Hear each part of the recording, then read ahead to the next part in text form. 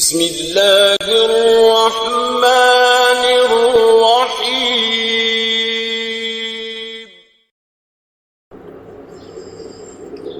السلام علیکم ورحمۃ اللہ وبرکاتہ۔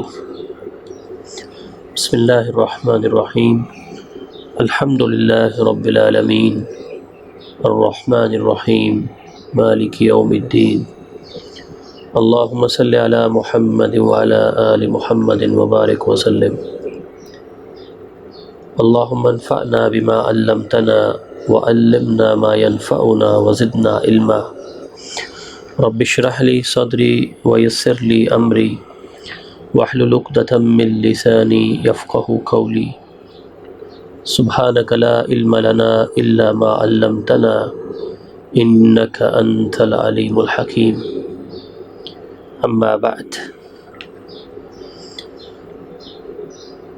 سامعین گرامی، ہمارا آج کا سبق سورۃ الانفال آیت نمبر 49 سے شروع ہو رہا ہے۔ پہلے عرض کیا جا چکا ہے کہ اس سورہ مبارکہ میں زیادہ تر گفتگو غزوہ بدر کے تناظر میں کی گئی ہے۔ آیت نمبر 49 بھی اسی غزوہ سے متعلق منافقین اور کچھ دیگر لوگوں کے بیان اور اس پر اللہ تعالیٰ کے فرمان سے متعلق ہے۔ آئیے پہلے یہ آیت اور اس کا ترجمہ سنیے۔ اعوذ باللہ السمیع العلیم من الشیطان الرجیم من ہمزہ ونفخہ ونفثہ۔ اذ یقول المنافقون والذین فی قلوبہم مرض غر ہؤلاء دینہم ومن یتوکل علی اللہ فإن اللہ عزیز حکیم۔ جب منافقین اور وہ لوگ جن کے دلوں میں بیماری ہے یہ کہہ رہے تھے کہ ان مسلمانوں کو ان کے دین نے دھوکہ میں ڈال رکھا ہے، حالانکہ اگر کوئی شخص اللہ پر بھروسہ کر لے تو اللہ یقیناً سب پر غالب اور حکمت والا ہے۔ اس آیت شریفہ میں دو اقسام کے لوگوں کا ذکر ہے۔ پہلی قسم منافقین کی ہے، دوسری قسم والذین فی قلوبہم مرض، یعنی وہ لوگ جن کے دلوں میں بیماری ہے۔ منافقین کے گروہ تو واضح ہے، اور جن کے دلوں میں بیماری ہے ان سے مراد مشرکین اور مدینہ کے یہود بھی ہو سکتے ہیں۔ ان سے مراد وہ نئے اسلام قبول کرنے والے مسلمان بھی ہو سکتے ہیں کہ جن کے دلوں میں ابھی تک شک ختم ہو کر یقین کی پوری کیفیت پیدا نہیں ہوئی تھی۔ آپ حضرات جانتے ہیں کہ غزوہ بدر 313 مومنین اور 1000 کفار کے درمیان مقابلہ کا نام ہے۔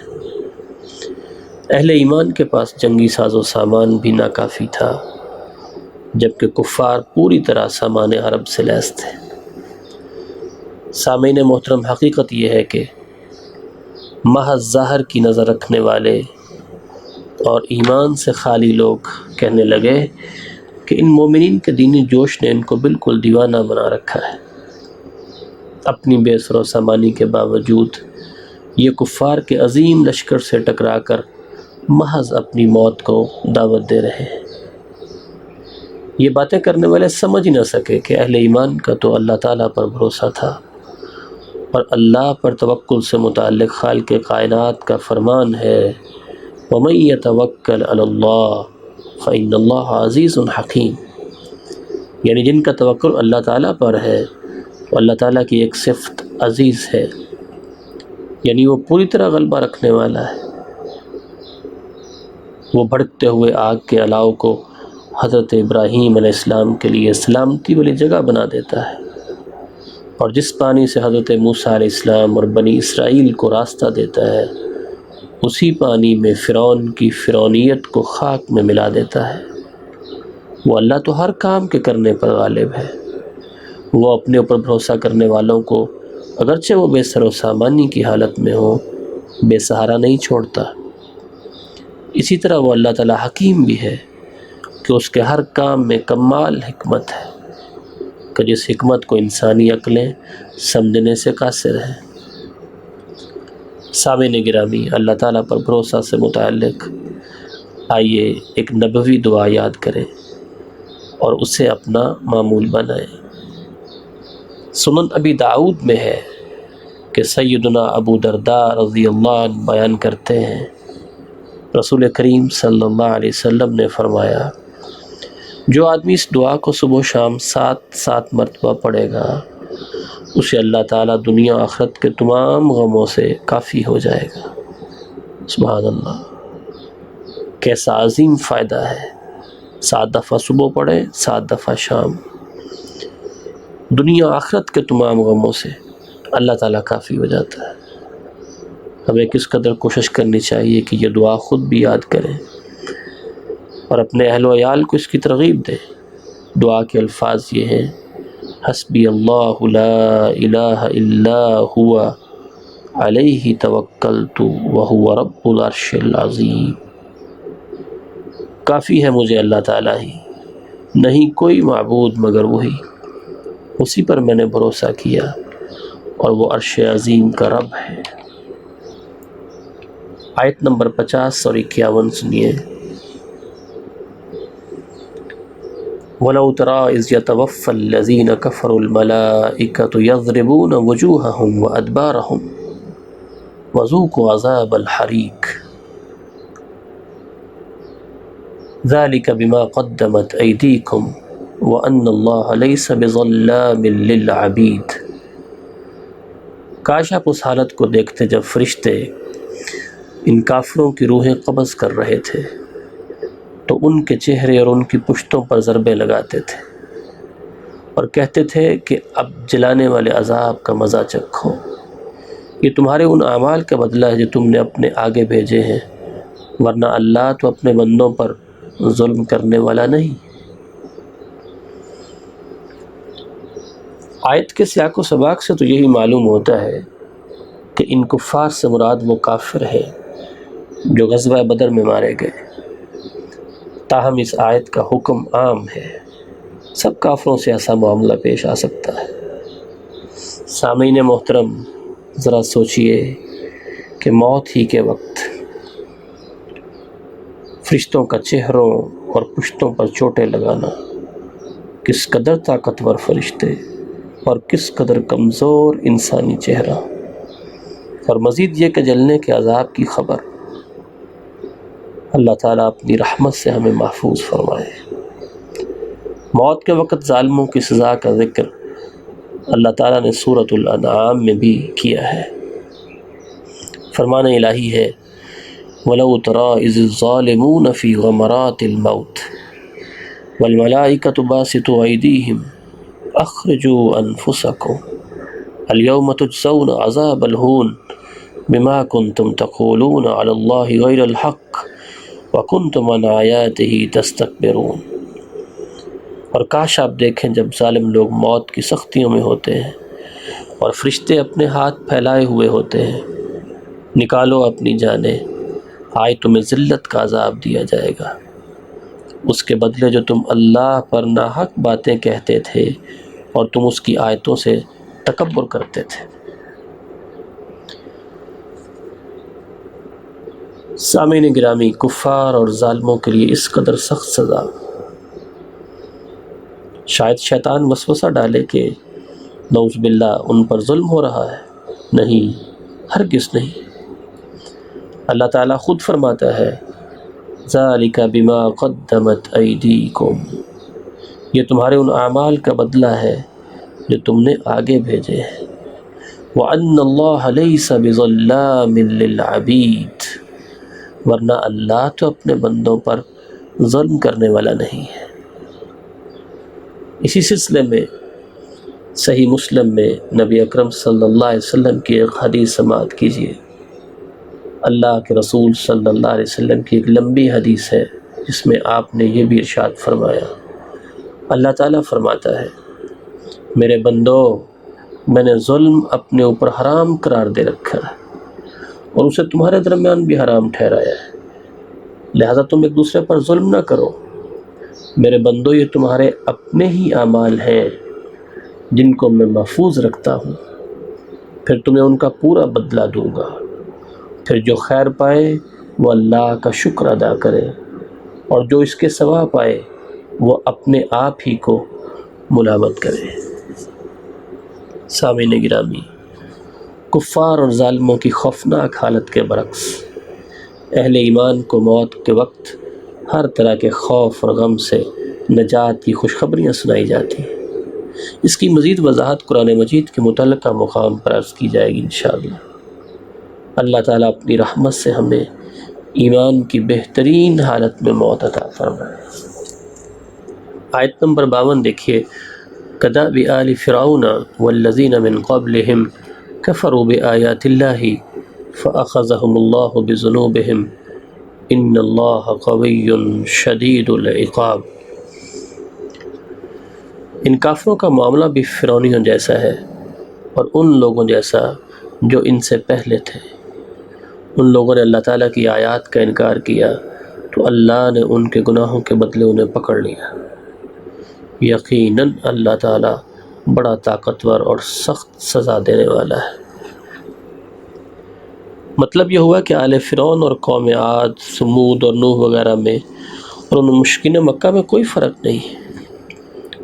انہوں نے اللہ تعالیٰ کی آیات کا انکار کیا اور نافرمانی اور سرکشی پر اتر آئے تھے، اور یہ لوگ بھی وہی کچھ کر رہے ہیں۔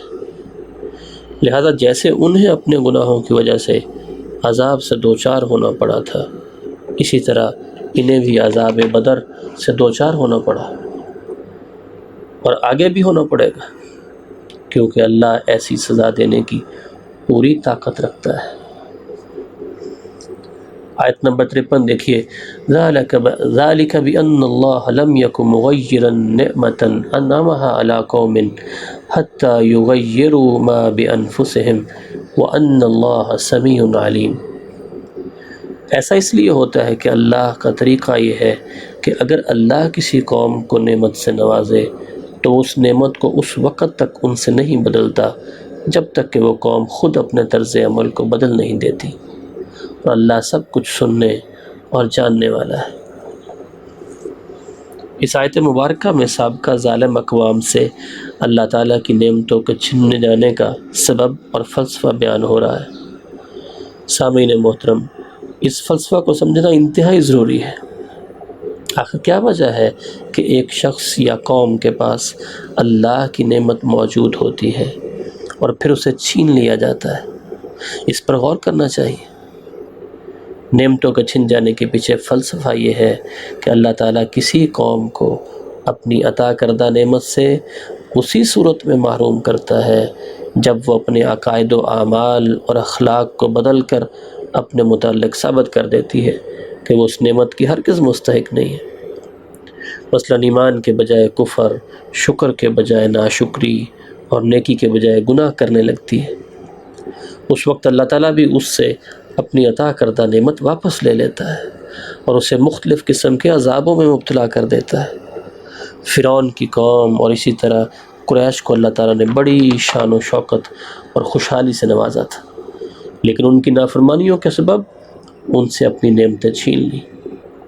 سامعین گرامی، اس زمانے میں مسلمان جو ساری دنیا میں ذلت اور غلامی کی زندگی بسر کر رہے ہیں، وہ بھی ان کی اپنی بدعمالیوں کی سزا ہے۔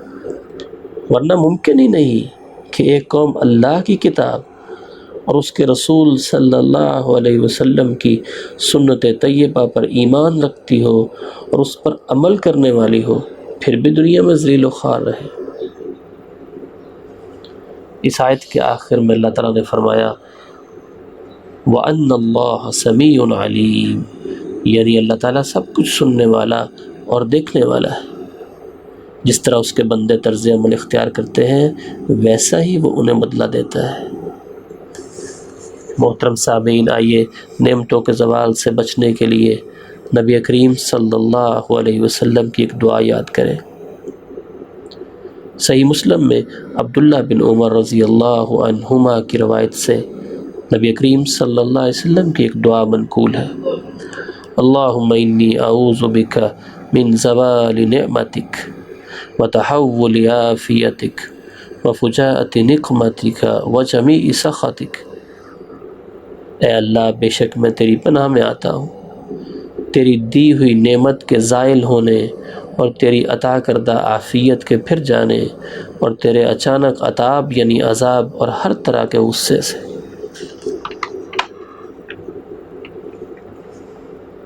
آیت نمبر 54 دیکھیے، کداب آل فرعون والذین من قبلہم کذبوا بآیات ربہم فأہلکناہم بذنوبہم وأغرقنا آل فرعون وکل کانوا ظالمین۔ ان لوگوں کا معاملہ بھی آل فرعون جیسا ہے اور ان لوگوں جیسا جو ان سے پہلے تھے۔ انہوں نے اپنے پروردگار کی آیات کو جھٹلایا تو ہم نے انہیں ان کے گناہوں کی پاداش میں ہلاک کر دیا اور فرعون کی قوم کو غرق کر دیا، اور یہ سبھی ظالم لوگ تھے۔ آیت مبارکہ کا مفہوم بالکل واضح ہے۔ آیت نمبر 55 دیکھیے، ان شر الدواب عند اللہ الذین کفروا فہم لا یؤمنون۔ اللہ کے ہاں بدترین جانور وہ لوگ ہیں جنہوں نے حق کا انکار کر دیا، پھر وہ ایمان لانے پر تیار نہیں۔ بدترین اس لحاظ سے کہ انہیں عقل اور تمیز کی قوت بخشی گئی ہے جو عام جانوروں کو عطا نہیں ہوئی۔ اس عقل و شعور کے باوجود بھی اگر یہ لوگ ایمان نہیں لاتے تو پھر یہ حقیقت میں جانوروں سے بھی بدتر ہے۔ آیت نمبر 56 دیکھیے، الذین عاہدت منہم ثم ینقضون عہدہم فی کل مرۃ وہم لا یتقون۔ وہ لوگ جنہوں نے آپ صلی اللہ علیہ وسلم سے عہد کیا، پھر وہ ہر بار ہی اپنے عہد کو توڑ دیتے ہیں اور یعنی اللہ سے ڈرتے نہیں۔ اس آیت مبارکہ میں مدینہ کے یہود کا ذکر ہے جنہوں نے نبی کریم صلی اللہ علیہ وسلم سے کیے گئے عہد و پیما کو کئی بار توڑا۔ جب نبی کریم صلی اللہ علیہ وسلم مدینہ طیبہ تشریف لائے تو آپ علیہ السلام نے یہود مدینہ اور دوسرے مشرک قبائل سے معاہدات کیے جو بعد میں میثاق مدینہ کے نام سے مشہور ہوئے۔ اس میں یہود کے ساتھ ایک اچھے ہمسائے کی طرح رہنے کی شرائط تھی۔ آئیے پہلے یہ شرائط دیکھیے۔ ابن ہشام کی روایت سے پہلی شرط میثاق مدینہ کی یہ تھی، مسلمان اور یہود آپس میں امن سے رہیں گے، کوئی ایک دوسرے پر ظلم و زیادتی نہیں کرے گا، ان کے تعلقات خیر خواہی اور فائدہ رسانی کی بنیاد پر ہوں گے۔ نمبر 2، اگر مدینہ پر کوئی بیرونی حملہ ہوا تو مسلمان اور یہود دونوں مل کر اس کا دفاع کریں گے اور اخراجات بھی اپنے حصے کے مطابق ادا کریں گے۔ اس معاہدہ کی تیسری دفعہ یہ تھی، یہود اپنے جھگڑوں کا اپنی شریعت کے مطابق خود ہی فیصلہ کریں گے۔ ہاں، اگر وہ چاہیں تو اپنے مقدمات رسول اللہ صلی اللہ علیہ وسلم کے پاس فیصلہ کے لیے لا سکتے ہیں۔ اس صورت میں آپ صلی اللہ علیہ وسلم کا کیا ہوا فیصلہ ان پر نافذ العمل ہوگا۔ اور چوتھی دفعہ یہ تھی، قریش اور ان کے مددگاروں کو پناہ نہیں دی جائے گی۔ اور پانچویں، کوئی آدمی اپنے حلیف کی وجہ سے مجرم نہ ٹھہرے گا۔ اور چھٹی، اس معاہدہ کے سارے شرکاء پر مدینہ میں ہنگامہ آرائی اور خون بہانا حرام ہوگا۔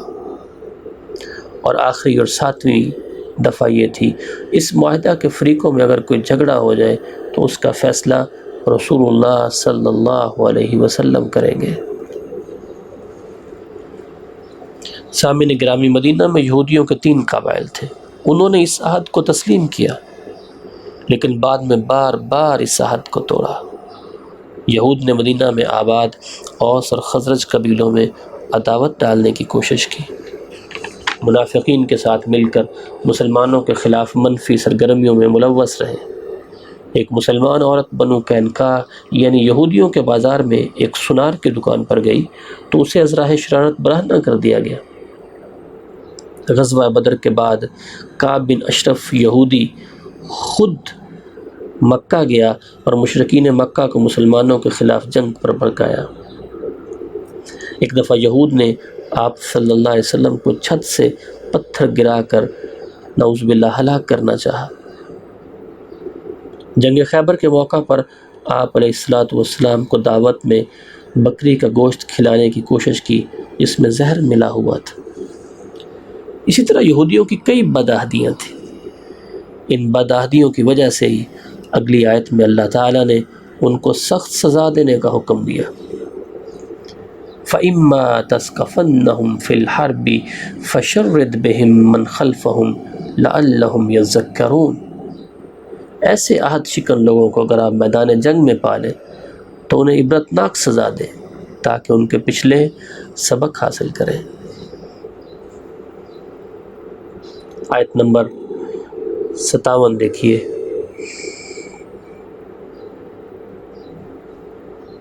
وَإِمَّا تَخَافَنَّ مِنْ قَوْمٍ خَيَانَةً فَانبِذْ إِلَيْهِمْ عَلَى سَوَاءٍ إِنَّ اللَّهَ لَا يُحِبُّ الْخَائِنِينَ۔ یہ آیت مبارکہ، اس میں مسلمانوں کو یہ حکم دیا جا رہا ہے کہ کوئی بھی قوم جس سے تمہارا معاہدہ امن ہو چکا ہو، خواہ وہ تمہاری ریاست کے اندر ہو یا باہر ہو، اور اس قوم سے تمہیں عہد شکنی یا دغابازی کا خطرہ پیدا ہو جائے تو تم اس کے خلاف کوئی خفیہ کارروائی یا سازش نہیں کر سکتے۔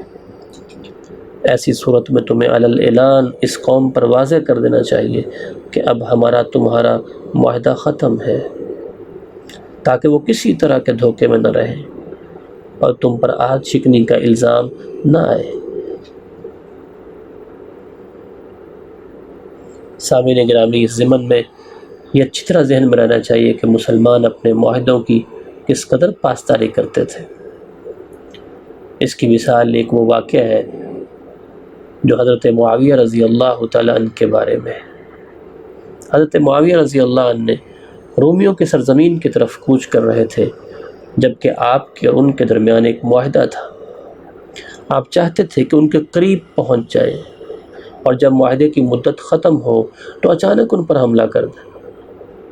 تو انہوں نے دیکھا کہ ایک بزرگ سواری پر سوار ہے اور کہہ رہے ہیں، اللہ اکبر، اللہ اکبر، عہد پورا کرنا ہے، عہد توڑنا نہیں ہے، کیونکہ رسول اللہ صلی اللہ علیہ وسلم نے فرمایا ہے جس کا کسی قوم سے کوئی عہد ہو تو ہرگز نہ کوئی گرہ کھولے اور نہ اسے باندھے یہاں تک کہ اس کی مدت ختم ہو جائے، یا برابری کی بنیاد پر ان کا عہد ان کی طرف پھینک دے۔ یہ حدیث حضرت معاویہ رضی اللہ عنہ کو پہنچی تو وہ فوراً وہاں سے واپس پلٹ گئے۔ کس قدر ہمارے لیے بھی ضروری ہے کہ ہم اپنے ذاتی یا اجتماعی معاملات میں کیے جانے والے تمام معاہدوں کو پورا کریں، اس لیے کہ اللہ احکم الحاکمین خیانت کرنے والوں کو پسند نہیں فرماتا ہے۔ اللہ تعالی ہمیں اس کی توفیق عطا فرمائے۔ سامعین گرامی، سورہ الانفال کی آیت نمبر 59 دیکھیے، وَلَا يَحْسَبَنَّ الَّذِينَ كَفَرُوا سَبَقُوا إِنَّهُمْ لَا يُعْجِزُونَ۔ اور کافر لوگ ہرگز یہ خیال نہ کریں کہ وہ بازی لے جائیں گے، کیونکہ وہ ہمیں عاجز نہیں کر سکتے۔ آیت میں مذکور کفار سے مراد سب سے پہلے تو وہ قریش کے افراد ہیں جو میدان بدر سے جان بچا کر بھاگ نکلے تھے۔ البتہ آیت کے عموم میں یہود منینہ، منافقین اور کوئی اور کافر بھی ہو سکتا ہے۔ فرمایا کہ وہ ہرگز نہ سمجھیں کہ وہ اللہ کی گرفت سے بچ کر نکل گئے ہیں۔ اس کی گرفت سے کون نکل سکتا ہے اور اس اللہ کو کون عاجز اور بے بس کر کے بھاگ سکتا ہے۔ آیت نمبر 60 یہ ہے، وَأَعِدُّوا لَهُم مَّا اسْتَطَعْتُم مِّن قُوَّةٍ وَمِن رِّبَاطِ الْخَيْلِ تُرْهِبُونَ بِهِ عَدُوَّ اللَّهِ وَعَدُوَّكُمْ وَآخَرِينَ مِن دُونِهِمْ لَا تَعْلَمُونَهُمْ اللَّهُ يَعْلَمُهُمْ وَمَا تُنْفِقُوا مِن شَيْءٍ فِي سَبِيلِ اللَّهِ يُوَفَّ إِلَيْكُمْ وَأَنْتُمْ لَا تُظْلَمُونَ۔ اور جہاں تک ممکن ہو کافروں کے مقابلہ کے لیے قوت اور جنگی گھوڑے تیار رکھو، جن سے تم اللہ کے اور اپنے دشمنوں کو اور ان دوسرے دشمنوں کو خوفزدہ کر سکو جنہیں تم نہیں جانتے، مگر اللہ انہیں جانتا ہے۔ اور جو کچھ بھی تم اللہ کی راہ میں خرچ کرو گے تمہیں اس کا پورا پورا بدلہ مل جائے گا اور تمہارے ساتھ کچھ ناانصافی نہ ہوگی۔ آیت مبارکہ میں اللہ تعالیٰ نے مسلمانوں کو ہر وقت جنگی تیاری کا حکم دیا ہے۔ یہاں قوتن کا لفظ نکرہ یعنی کامن ناؤن ہے، ایک کامن ناؤن ہوتا ہے، ایک پراپر ناؤن، یہاں لفظ نکرہ ہے اور قوت ان سے پہلے لفظ من آیا ہے جس سے عموم اور زیادہ ہو گیا. مطلب یہ ہوا کہ ہر قسم کی قوت خواہ جو بھی ہو، تاکہ اس میں وہ تمام چیزیں آ جائیں جو جنگ میں قوت کا ذریعہ بن سکتی ہیں. اس میں روایتی اور جدید جنگی ہتھیار اور سواریاں سب مراد ہیں. اب سوال یہ ہے کہ اس قدر تیاری کس لیے ہے؟ تو فرمایا کہ اس کے ذریعے سے ترہبون بہ عدو اللہ وعدوکم وآخرین من دونہم لا تعلمونہم اللہ یعلمہم، یعنی اس تیاری کے ذریعے تم اللہ کے اور اپنے دشمنوں کو اور ان دوسرے دشمنوں کو خوفزدہ کر سکو جنہیں تم نہیں جانتے مگر اللہ انہیں جانتا ہے. اب ظاہر اس قدر تیاری پر ڈھیر مال تو خرچ ہوتا ہے، تو اس پر فرمایا وما تنفقوا من شيء في سبيل الله يوفى إليكم وأنتم لا تظلمون. مطلب یہ ہوگا کہ جو کچھ بھی جتنا بھی مال ہو تم اللہ کی راہ میں خرچ کرو گے، تمہیں اس کا پورا بدلہ مل جائے گا اور تمہارے ساتھ کچھ ناانصافی نہ ہوگی. سامعین گرامی، مسلمانوں کی جنگی ترتیب اور سامان حرب کے استعمال اور فراہمی میں نبی کریم صلی اللہ علیہ وسلم کی کس قدر توجہ ہوتی تھی، اس کا اندازہ احادیث شریفہ سے ہوتا ہے. آئیے اس ضمن میں چند ایک احادیث دیکھتے ہیں. صحابی بیان کرتے ہیں کہ آپ صلی اللہ علیہ وسلم نے برسر منبر یہ آیت پڑھی اور فرمایا کہ قوت سے مراد تیر چلانا ہے. آیت وہی والی جو ہمارے آج کے اس سبق میں چل رہی ہے، وَأَعِدُّوا لَهُم مَّا اسْتَطَعْتُم مِّن قُوَّةٍ. دوبارہ سنیے، آپ صلی اللہ علیہ وسلم نے برسر منبر یہ آیت پڑھی اور فرمایا کہ قوت سے مراد تیر چلانا ہے. آپ نے اسے 3 دفعہ دہرایا اور فرمایا سن لو، اللہ تعالیٰ تمہیں زمین میں فتح دے گا اور محنت سے کفایت کرے گا، لہذا کوئی بھی تم میں سے اپنے تیروں سے کھیلنے میں سستی نہ کرے. اسے ترمذی نے بیان کیا. آپ علیہ الصلوۃ والسلام نے فرمایا جس نے تیر اندازی سیکھی پھر اسے چھوڑ دیا، وہ ہم سے نہیں یا اس نے نافرمانی کی. یہ روایت مسلم میں ہے.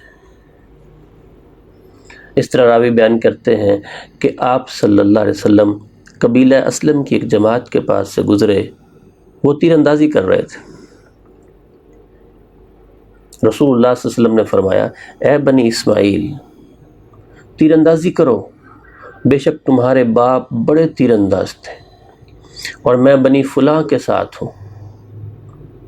اب دوسرے فریق نے اپنے ہاتھ روک لیے، یعنی 2 جماعتیں یہ کام کر رہی تھی. ایک کو مخاطب کر کے آپ نے یہ فرمایا کہ تیر اندازی کرو اور ساتھ یہ خوشخبری دی میں بنی فلاں کے ساتھ ہوں. جو دوسرا فریق تھا اس نے اپنے ہاتھ روک لیے. آپ صلی اللہ علیہ وسلم نے فرمایا تم تیر اندازی کیوں نہیں کرتے؟ انہوں نے کہا ہم کیسے تیر پھینکیں جبکہ آپ صلی اللہ علیہ وسلم ان کے ساتھ ہیں. آپ صلی اللہ علیہ وسلم نے فرمایا تیر اندازی کرو، میں سب کے ساتھ ہوں. اللہ اکبر. اسے امام بخاری نے بیان کیا. ایک اور روایت سیدہ عائشہ رضی اللہ تعالی عنہا سے ہے. وہ فرماتی ہیں ایک یعنی عید کے دن میں نے آپ کو اپنے حجرے کے دروازے پر دیکھا اور حبشی مسجد میں اپنے ہتھیاروں سے کھیل رہے تھے اور آپ اپنی چادر سے مجھے ڈھانپے ہوئے تھے اور میں بھی ان کا کھیل دیکھ رہی تھی. ان تمام احادیث سے ہمارے پیارے رسول صلی اللہ علیہ وسلم، ان کی جہاد اور اس سے متعلقہ اس دور کے ہتھیاروں کے ساتھ دلچسپی اور لوگوں کو اس کے اوپر راغب کرنا، ان تمام باتوں کی خوب وضاحت ہوتی ہے. آیت نمبر 61 اور 62 اس کی تلاوت اور اس کا ترجمہ سنیے. وَإِن جَنَحُوا لِلسَّلْمِ فَاجْنَحْ لَهَا وَتَوَكَّلْ عَلَى اللَّهِ إِنَّهُ هُوَ السَّمِيعُ الْعَلِيمُ. اور اگر وہ صلح کی طرف مائل ہوں، یعنی وہ کفار جن کے ساتھ آپ کی لڑائی ہے، اگر وہ لوگ صلح کی طرف مائل ہوں تو آپ صلی اللہ علیہ وسلم بھی اللہ پر بھروسہ کرتے ہوئے صلح پر آمادہ ہو جائیے. انہ هو السمیع العلیم، یقیناً وہ سب کچھ سننے والا اور جاننے والا ہے۔ وَإِن يُرِيدُوا أَن يَخْدَعُوكَ فَإِنَّ حَسْبَكَ اللَّهُ، اور اگر وہ آپ کو دھوکہ دینے کا ارادہ رکھتے ہوں تو آپ کے لیے اللہ کافی ہے۔ هُوَ الَّذِي أَيَّدَكَ بِنَصْرِهِ وَبِالْمُؤْمِنِينَ، وہی تو ہے جس نے اپنی مدد سے اور مسلمانوں کے ذریعے آپ کی تائید کی ہے۔ مطلب یہ ہوا کہ جو قوم بھی مسلمانوں سے صلح یا معاہدہ امن کے لیے پیش قدمی یا پیشکش کرے تو مسلمانوں کو یہ نہ سوچنا چاہیے کہ ممکن ہے یہ لوگ اپنی کسی ذاتی مصلحت کے لیے یا کسی مناسب موقع کے انتظار کے لیے ایسا کر رہے ہیں، اور جب ان کفار کو جو صلح کے لیے آ رہے ہیں موقع میسر آئے گا تو وہ مسلمانوں سے فریب اور غداری کر جائیں گے، بلکہ دلیر ہو کر اور اللہ پر بھروسہ کرتے ہوئے ان کی اس پیشکش کو قبول کر لینا چاہیے۔ رہا ان کی کوئی نیت کے اندر اگر فطور ہے تو وہ اللہ کو سب کچھ معلوم ہے۔ ایسی صورت میں اللہ تعالیٰ یقیناً ان لوگوں کی مدد کرے گا جو صلح اور امن کے لیے ہر وقت تیار رہتے اور اپنے معاہدہ کو پورا کرنے کی ہر ممکن کوشش کرتے ہیں۔ سامعین گرامی، یہ آیت کس قدر اس بات کو واضح طور پر ثابت کرتی ہے کہ اسلام امن کا دین ہے، اسلام امن کا پیغمبر ہے۔ چاہیے تو یہ تھا کہ وہ صلح کی پیشکش کرتے بھی رہتے تو حکم یہ ہوتا کہ بس ان کو نیست و نابود کر دو۔ اس کے بالکل برعکس اللہ تعالیٰ فرماتے ہیں اگر دشمن صلح کی طرف آتا ہے تو آپ اسے قبول کر لیں، اور اگر آپ کو یہ خدشہ بھی ہے کہ شاید وہ دھوکے کے لیے یہ سب کچھ کر رہا ہے یا کچھ وہ ایک وقت چاہتا ہے دوبارہ تیاری کے لیے، تو آپ کو اللہ پر بھروسہ کرنا چاہیے، اللہ کو سب کچھ معلوم۔ اور جہاں تک مسلمانوں کی جنگی تیاری اور اس کا حکم ہے اللہ کی طرف سے، تو اس جنگی تیاری سے مقصود دنیا کو تباہ کرنا نہیں ہے، بلکہ مسلمانوں کو دنیا کے اندر اور اقوام عالم کے اندر باوقار حیثیت دینا ہے۔ آیت نمبر 63 دیکھیے، وَأَلَّفَ بَيْنَ قُلُوبِهِمْ لَوْ أَنفَقْتَ مَا فِي الْأَرْضِ جَمِيعًا مَا أَلَّفْتَ بَيْنَ قُلُوبِهِمْ وَلَكِنَّ اللَّهَ أَلَّفَ بَيْنَهُمْ إِنَّهُ عَزِيزٌ حَكِيمٌ۔ اور یعنی صحابہ اکرام کے دلوں میں الفت ڈال دی، جن صحابہ اکرام کا پچھلی آیت کے آخر میں بھی ذکر ہو رہا ہے، یعنی وہی تو ہے جس نے اپنی مدد سے اور مسلمانوں کے ذریعے آپ کی تائید کی۔ بات آگے چل رہی ہے، اور یعنی صحابہ اکرام کے دلوں میں الفت ڈال دی۔ اگر آپ وہ سب کچھ خرچ کر ڈالتے جو اس زمین میں موجود ہے تو بھی آپ ان کے دلوں میں الفت پیدا نہ کر سکتے تھے۔ یہ اللہ ہی ہے جس نے ان میں الفت ڈال دی، کیونکہ وہ سب پر غالب اور حکمت والا ہے۔ یہاں اللہ تعالیٰ اپنی نعمت کا ذکر کر رہے ہیں، اور یہ اللہ کی بہت بڑی نعمت ہے۔ نعمت کیا ہے کہ صحابہ کرام آپس میں لڑنے جھگڑنے کی بجائے خوب محبت کرتے ہیں، اور ان کے ذریعے اللہ تعالیٰ نے آپ صلی اللہ علیہ وسلم کی تائید فرمائی، اور یہ محبت اللہ تعالیٰ نے ہی عطا فرمائی۔ سامعین گرامی، اس ضمن میں جو صحابہ اکرام کے درمیان میں آپس میں گہری محبت پائی جاتی تھی، اس حوالے سے نبی اکرم صلی اللہ علیہ وسلم کی ایک حدیث ہم آپ کے سامنے عرض کرتے ہیں،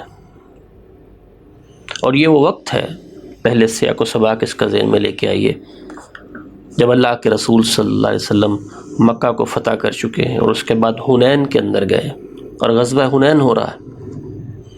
جب وہاں سے فتح ہوئی اور ڈھیر سارا مال آیا اور غنیمت اکٹھی کی گئی، اس کی تقسیم کے وقت میں جب کچھ معاملہ ہوا تو آپ علیہ السلام نے انصار سے خطاب کیا، اور آپ نے اس وقت فرمایا، اے جماعت انصار، کیا یہ واقعہ نہیں ہے کہ تم گمراہ تھے، اللہ نے میرے ذریعے تمہیں ہدایت نصیب فرمائی؟ تم محتاج تھے، اللہ نے تمہیں میرے ذریعے سے خوشحال کر دیا۔ اور تم ایک دوسرے سے الگ الگ تھے، اللہ نے میرے ذریعے تمہیں آپس میں جوڑ دیا۔ نبی صلی اللہ علیہ وسلم جو بات کہتے، انصار اس کے جواب میں یہی کہتے، اللہ اور اس کے رسول کے احسانات اس سے کہیں زیادہ ہیں۔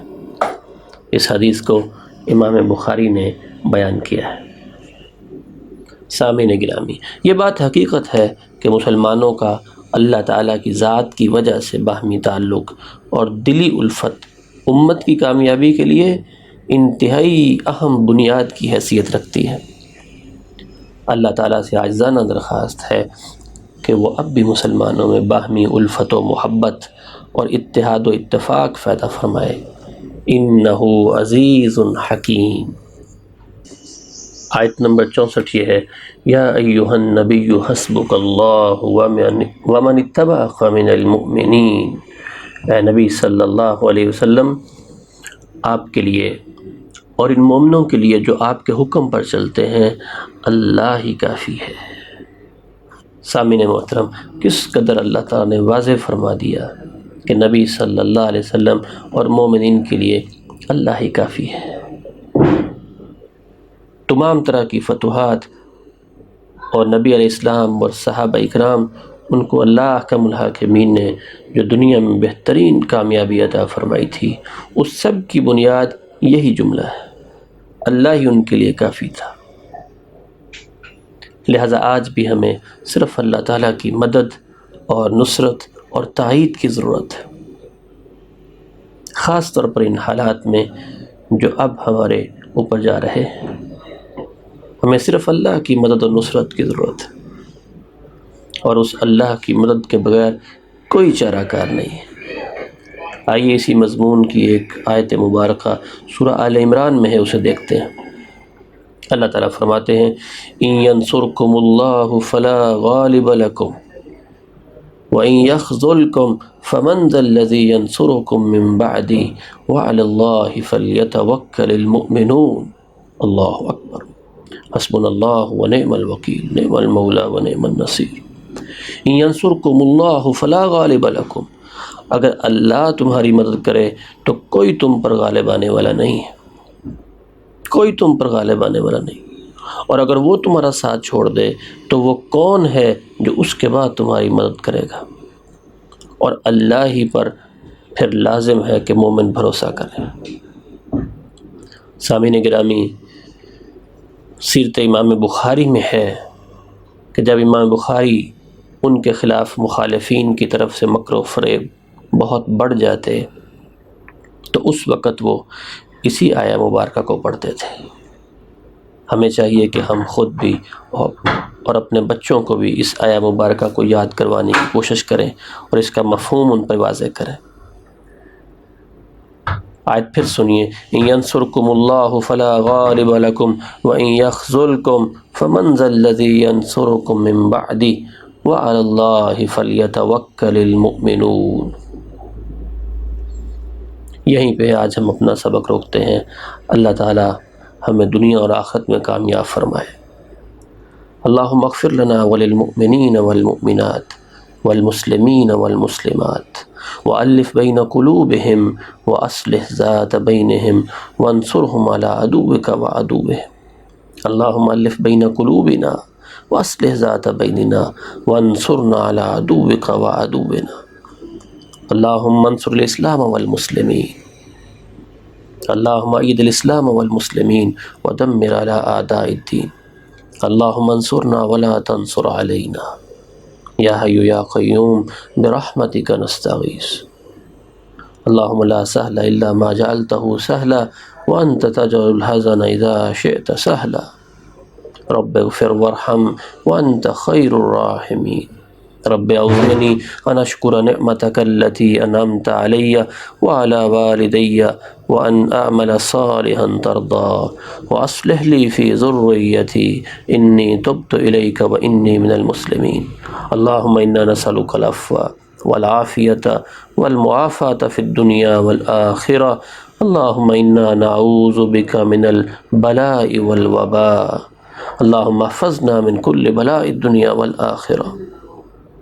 ربنا اغفر لنا ولإخواننا الذين سبقونا بالإيمان ربنا اغفر لنا ولإخواننا الذين سبقونا بالإيمان ولا تجعل في قلوبنا غلا للذين آمنوا ربنا إنك رؤوف رحيم ربنا إنك رؤوف رحيم اللهم من أحييته منا فأحيه على الإسلام ومن توفيته منا فتوفه على الإيمان اللهم إنا نسألك جنة الفردوس بغير حساب ونعوذ بك من النار برحمتك يا أرحم الراحمين سبحان ربك رب العزة عما يصفون وسلام على المرسلين والحمد لله رب العالمين سبحانك اللهم ربنا وبحمدك أشهد أن لا إله إلا أنت أستغفرك وأتوب إليك.